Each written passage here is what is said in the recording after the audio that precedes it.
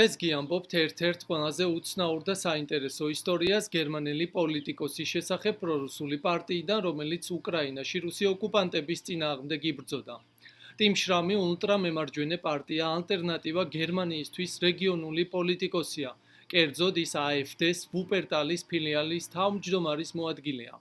ის უკრაინაში მოხალისედ 2025 წლის მარტიდან ივნისამდე მსახურობდა, ამის შესახებ კი მედიისთვის და მისი პარტიის წევრებისთვისაც ახლახან გახდა ცნობილი.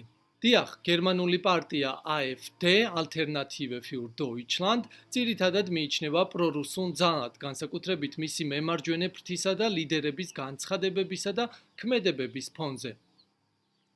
პარტია ხშირად იმეორებს კრემლის პროპაგანდას. AfD-ს ბევრი პოლიტიკოსი საჯაროდ საეჭვოს ხდის დასავლური ინფორმაციას უკრაინის ომზე და ხშირად იმეორებს მოსკოვის ნარატივებს. ზოგიერთი მათგანი ომს პროვოცირებულს ან დასავლეთის ბრალსაც კი უწოდებს. პარტია მკაცრად ეწინააღმდეგება უკრაინისთვის სამხედრო და ფინანსურ დახმარებას. ევროპარლამენტშიც და ბუნდესტაგშიც ისინი ხშირად გამოდიან რუსეთის წინააღმდეგ სანქციების წინააღმდეგ. პარტიის წევრების ვიზიტები ფიქსირდება რუსეთში და რუსეთის მიერ ოკუპირებული რეგიონების ტერიტორიებზეც. და ამ ფონზე დამეთანხმებით, რომ ტიმ შრამის ისტორია განსაკუთრებულია, პრორუსული წარსულით, მაგრამ პროუკრაინული არჩევანით. როგორ მივიდა ამ გადაწყვეტილებამდე, რას ხედავს ფრონტზე და რას ამბობს გერმანიაში დაბრუნების შემდეგ. მასთან ინტერვიუ კიევის პოსტისთვის ჩავწერე, ვისაუბრეთ ბევრ ასპექტზე და მას მალე ნახავთ კიევის პოსტზე, თუმცა მანამდე გადავწყვიტე ცოტა რამ ტიმის შესახებ, აქაც მოგიყვეთ. თან აღმოჩნდა, რომ საქართველოშიც არის ნამყოფი და უზომოდ მოეწონა ჩვენი ქვეყანა. შრამისთვის უკრაინელები იმ ღირებულებებს იცავენ, რომლებიც მისი თქმით გერმანიის მემარჯვენე იდეოლოგიაში მხოლოდ სიტყვებად რჩება ხოლმე. ტიმი ამბობს, გერმანული მემარჯვენეები ლაპარაკობენ თავისუფლებაზე, ეროვნულ ფასეულობებზე, ოჯახზე, მაგრამ უკრაინელები ამ ღირებულებებით ცხოვრობენ.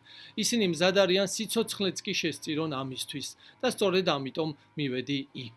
მისთვის უკრაინის დამარცხება ნიშნავს არამხოლოდ ერთი ქვეყნის ტრაგედიას, არამედ საფრთხეს თავად გერმანიისთვისაც. ტიმს მიაჩნია, რომ ეს არამხოლოდ უკრაინელების ომია, არამედ ომია გერმანიისთვისაც. თუ უკრაინა დაეცემა, შემდეგ ბალტიისპირეთი იქნება. მერე რა, გავგზავნოთ გერმანული ჯარები ესტონეთის დასაცავად? უკეთესი არ არის დღეს მივაწოდოთ იარაღი და დახმარება უკრაინას, ვიდრე ხვალ გავაგზავნოთ ესტონეთში ჩვენი ჯარები, ამბობს იგი. ტიმ შრამმა პარტიაში კრიტიკა და სანქციებიც კი მიიღო, თუმცა მიაჩნია, რომ პატრიოტიზმი და პროუკრაინელობა ერთმანეთს არ გამორიცხავს. ნამდვილი პროგერმანელი ვერ იქნება პრორუსი. რუსეთი ღიად გვემუქრება, ის ჩვენი მტერია. ამიტომ ვინც მართლა გერმანიის კეთილდღეობას ემსახურება, უკრაინის მხარეს უნდა იდგეს. მიაჩნია მას. ტიმ შრამი იბრძოდა ზაპოროჟიის ფრონტზე, ყველაზე მეტად უკრაინელი ხალხის სიმტკიცემ გააოცა. ტიმ შრამის ისტორია გვიჩვენებს, რომ ბრძოლა თავისუფლებისთვის ზოგჯერ ყველაზე მოულოდნელ ადამიანებშიც იბადება. და რომ სიმართლე, რომელიც ფრონტზე გვხვდება, ბევრად ძლიერია ვიდრე პროპაგანდა. ახლა ტიმი გერმანიაშია, თუმცა გერმანიიდანაც აქტიურად ეხმარება უკრაინის სამხედროებს. რამდენიმე დღის წინ დატვირთული ავტობუსები გაგზავნა ფრონტზე. აგვისტოში კი ის ისევ აპირებს უკრაინაში ჩასვლას და თავისი მეგობრებისთვის, უკვე შეიძლება ასე ითქვას, მეგობარი სამხედროებისთვის დახმარების მორიგი პარტიის ჩატანას.